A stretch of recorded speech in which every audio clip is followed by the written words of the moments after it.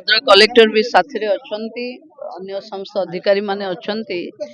चाषी मानकर जो धानर अवस्था एठी हमें देखिलु आर दुई ब्लॉक को मोर देखबार अछि देखि सारला परे हमें 30 तारीख सुधा जो माने रिपोर्ट आमर देबे तांकर भी रिव्यू हबो समस्त चाषी मानकर यही समय रे विपद समय रे सरकार चट्टान भली तांको पछरे ठिया हिची मु चाषी बंधु मानको अनुरोध करुछि निजे न भांगी पड़ी पुणी उजुड़ी जाइथिबा चाष बा फसल को केमती सरकार जेते साहाय्य सहयोग ता देहरे दब ताकू केमती आमे सठिक भावे चाषी पाखे पहुंचेबा से व्यवस्था रे लागिबा कथा समस्तंकर ये विपद बेलरे सरकार तांको सहित अछि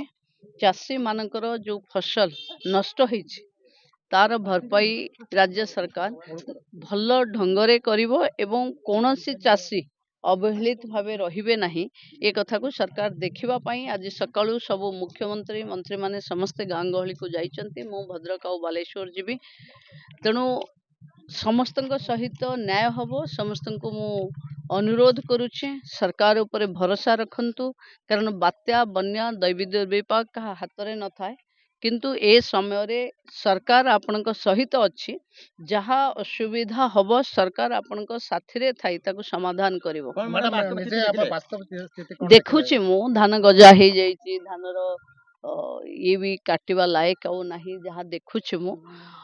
तार समीक्षा भी हबो जिलापाल लेवल रे मु भावुची बहुत जल्दी क्षति तो जहाँ हेची किंतु एथिरे भांगी पड़ी निजर आउ बहुत क्षति न करबा को मु अनुरोध करूची आमे हमर धान क्षति हेतिवा सब कहलु से कहले हम ऊपर भरोसा रखंतु आमे क्षति पूरण दबो धान आज्ञा गजा हे जाइछि हमर